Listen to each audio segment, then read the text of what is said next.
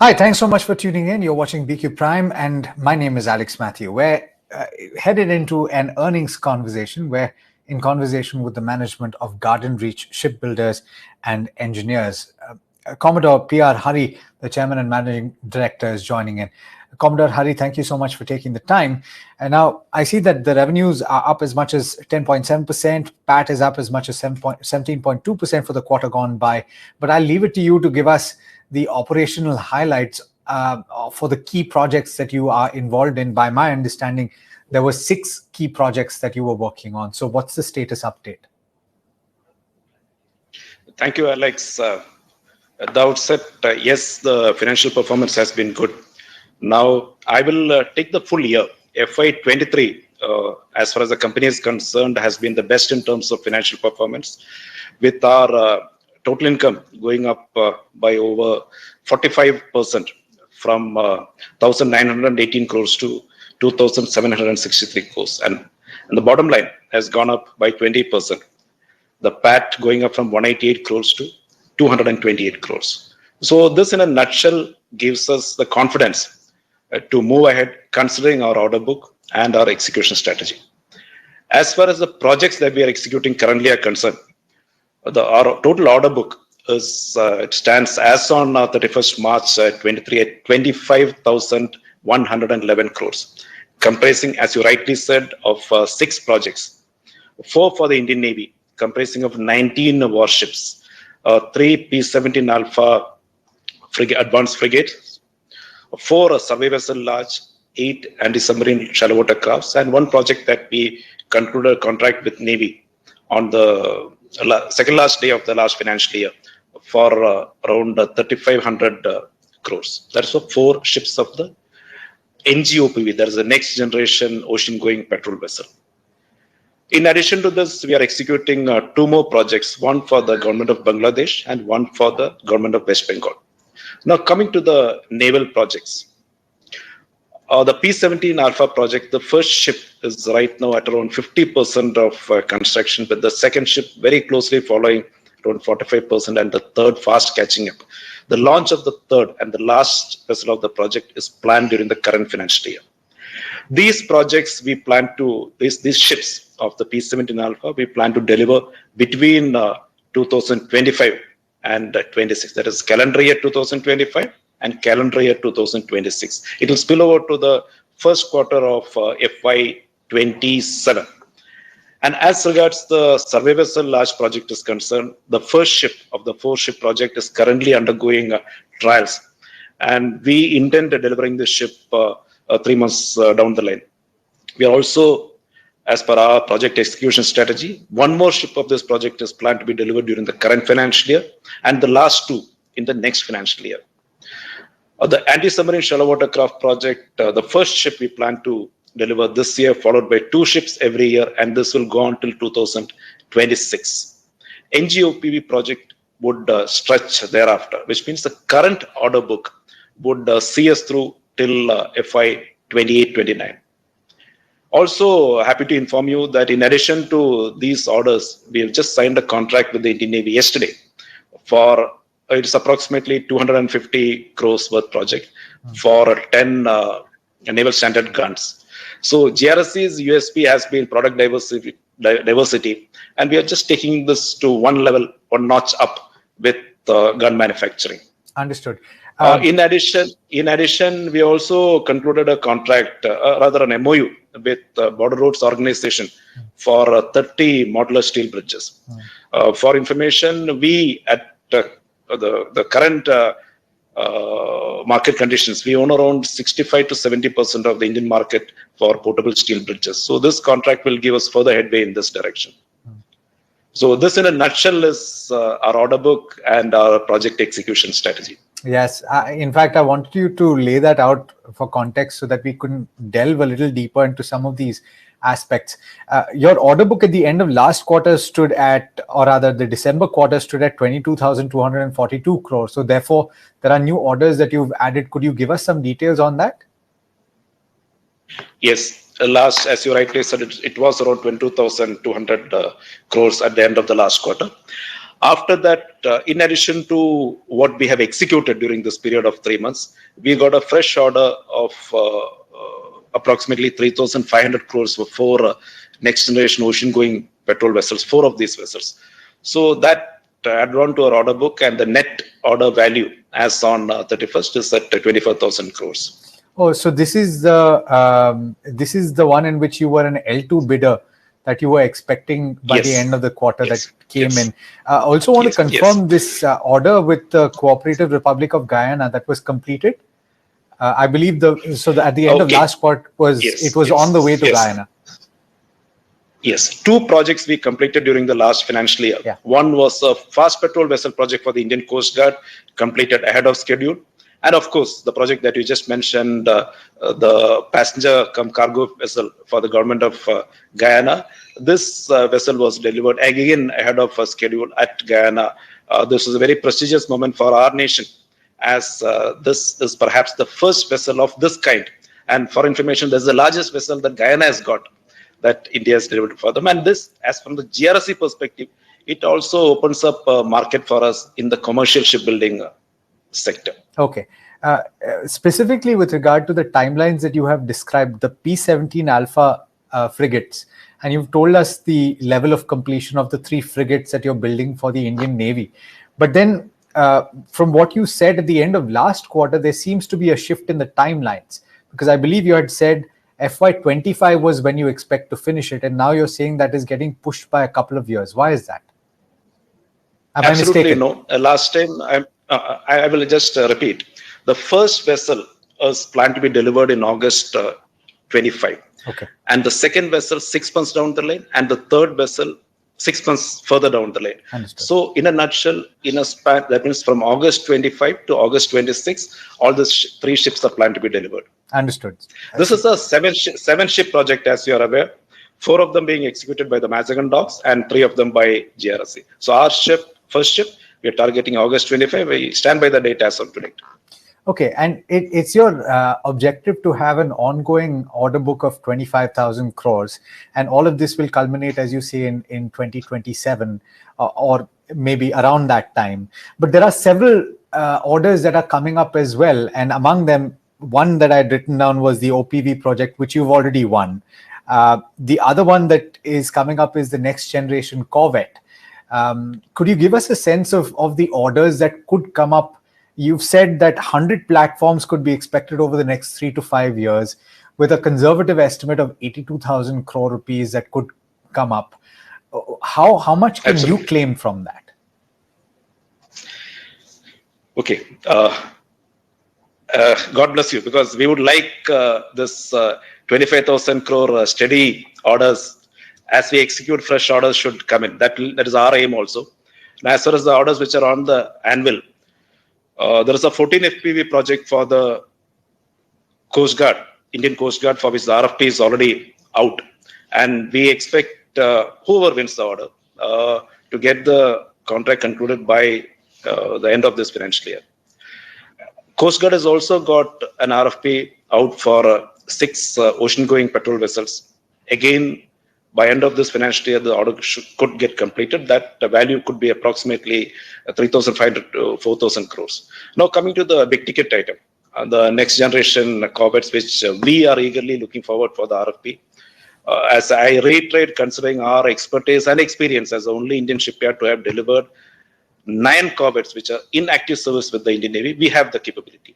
So we would be bidding appropriately. In our appreciation, the RFP is likely to come out during the second half of the next year, that is 2024, second half of the calendar year 2024. So the order fructification to this project is going to be divided between L1 and L2 as per the RFP, would-be RFP conditions. So 5 ships for the L1 and 3 ships for the L2. And this will be divided over the overall total of 36,000 crores. So this is a big ticket item that we are eagerly looking forward to. In addition to this, the Navy is expected to come out with follow-on P-17 Alpha ships as they require this kind of warships to sustain their operational capability. In addition, there are around 120 fast interceptor boats for which the RFP is already out. 21 water jet FACs. Again, one of our niche products, as again the leading Indian shipyard for delivery of water jet FACs and fast petrol vessels. We have delivered over 33 platforms till date. So 21 water jet FACs again on the anvil. So in a nutshell, what I stated during the last interaction stands good. Things are moving in the right direction for around 45 each platforms, excluding the 120 FIBs between Coast, 45 each between Coast Guard and the Navy, expected to come out and leading to order fructification in the next 3 to 5 years, with the RFPs likely to come out in the next 2 to 3 years. Some of them already started flowing. Okay. I also want to get a sense of how much you're confident of getting. You've given conservative estimates and outsized estimates of the total order value of these. But then, of course, it's a competitive process. You must have planned ahead in anticipation of some of this to give your investors a bit of an idea of the best case scenario for your company, or if you can give us a conservative estimate of what you feel confident of getting. See, it's I'll just give a little background. There are 4 different shipyards, one Cochin shipyard, another PSU shipyard. There are 5 of us from the government segment, L&T, a couple of more private players. So the field, I'm only looking at the major platforms, that is FPV and above, and narrows down to these 7 players. Yeah, for 7 players. Right. Each has got 7 players. So each has got 6 to 7 players, I'd put it like this. Each has got certain strengths, certain weaknesses, certain capacities. We are all aware of, each is aware of the other's capacity and the constraints. And to put it in the, I certainly would not be able to give you both the estimates, but I'll give you a general idea. The total order value, I'll just go to the conservative bracket. Let us take 85,000 crore orders likely to come up in the next 3 to 5 years. Mental calculation, any one of us could get a even pie. Understood. Okay, fair enough. Now, I will come to a couple of other things that I had to ask you as well, because you said that diversification is a strategy for you. I want to understand about the diesel engines division and whether there's any progress there, because you're working with Rolls-Royce and you have, as I understand it, been assembling, but you're moving towards a licenseship agreement and you expected that to take 6 to 9 months to fructify. Is there an update there? Yes. During our last interaction, I had mentioned, because by then we had concluded an MOU with Rolls-Royce for localization of high-speed medium power diesel engines. Yes, it is moving in the right direction. And from then 6 to 9 months is what I had stated. We are moving in the right direction and we expect to conclude the license agreement during the current calendar year. Okay. And what we expect from this particular project is that, just to give you an idea, that most of the ships of the smaller segment, I put the fast attack craft, the FICs, fast interceptor crafts, they all are ideally suited for these kind of engines. So the business potential in this segment is very high. That is the reason why we went in for a collaborative arrangement with Rolls-Royce. To answer your question, yes, it is moving in the right direction. We expect to conclude the license agreement soon.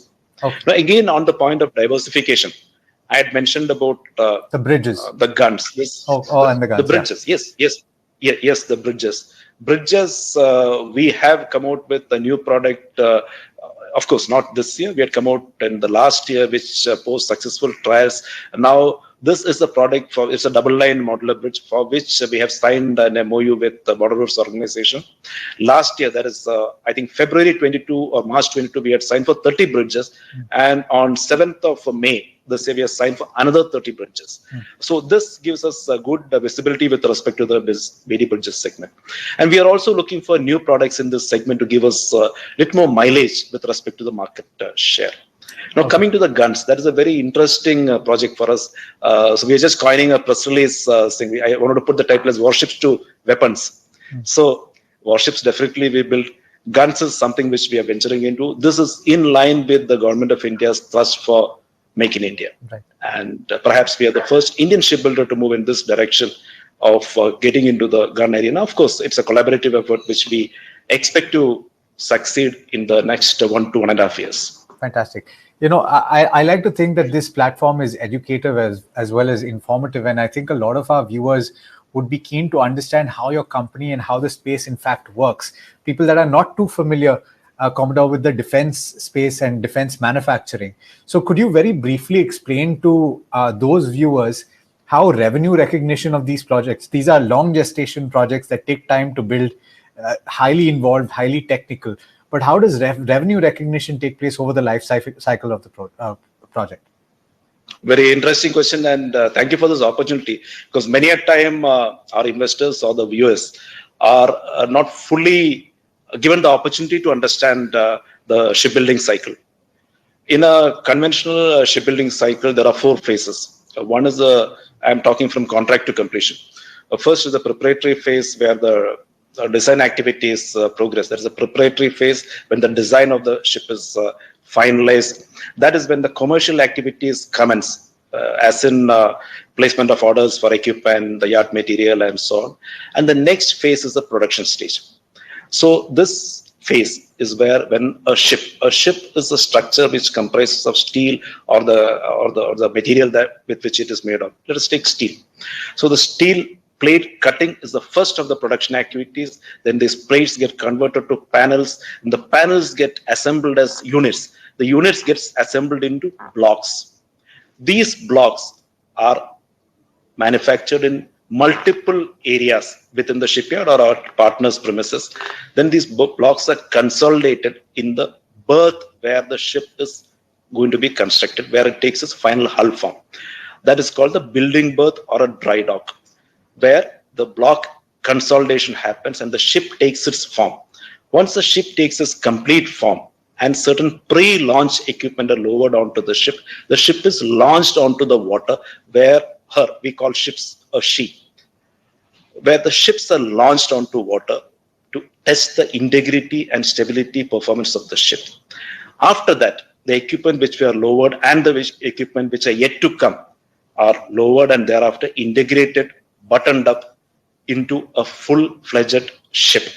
Then this comes the third phase. One is the pre-production phase. Second is the phase from production commencement to launch. The third phase is where the integration and outfitting happens. It moves on to up to trials and acceptance phase. The last phase is the trials and acceptance phase. Before a ship is put to sea for a full-fledged contractor's trials, she undergoes harbor trials to prove the equipment performance in harbor. After that, the ship moves on to sea, conducts the trials and acceptance. Now coming to the revenue recognition. As far as the ship cost is concerned, let us say 5,000 crore project. As you rightly said, some of the naval projects, if it's a small ship, it is 2 to 3 years. If it's a big ship, it could be 4 to 6 years and so on. Let us take a 5,000 crore project. Now, in a 5,000 crore project, the cost is divided into equipment, yard material, and labor. That is the yard effort. Equipment cost is the maximum. That comes to around 65%, and in some cases, a weapon intensive platform, it could even touch 70%. The yard material, when I say yard material, that is steel, then the fasteners, the insulation, and so on, which regularly used for shipbuilding, comes to around 10 to 15%. The balance is a yard effort. That is the labor, the subcontract costs, and so on.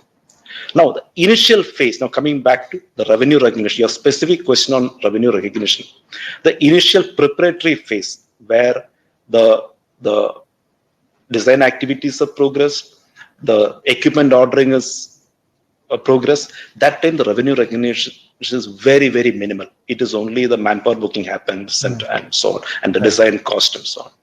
So we follow a typical S-curve for shipbuilding with respect to revenue recognition.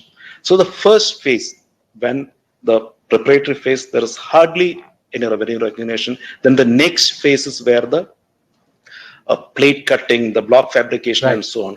Here, effectively, only the steel goes in. Here again, the revenue recognition, it forms the next step of the S.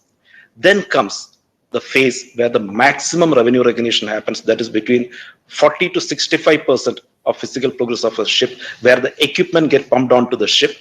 And that is where the revenue recognition is maximum. Then goes to when the S peters out, the last phase of the project, where the acceptance and trials go on. Fantastic. So this in a nutshell gives a shipbuilding cycle. Fantastic. I think that's going to be useful for us as well as our viewers. Just to leave us with something, sir, for the current financial year, based on everything that you've told us, what can we anticipate in terms of revenue growth? Any other parameters that you can tell us about? See, we have a healthy order book. Some of our projects are in the phase that I was just mentioning. That is a 40 to 65% where maximum revenue recognition happens. So in the earlier interaction, actually, not even the last interaction, the earlier interaction during the first quarter of FY23, I had mentioned that we are on an upward trajectory. I reiterate that statement, we are on an upward trajectory with respect to revenue recognition, because the projects in that kind of production maturity, and we have a very, very clear execution strategy. So I am repeating what I mentioned earlier at the cost of repetition. FY24, 25, and 26 are going to be our peak years. Fantastic. Okay. You know the order book value, so that's it. Fantastic. Thank you so much, sir, for taking the time. Pleasure speaking with you on BQ Prime. My pleasure. Thank you.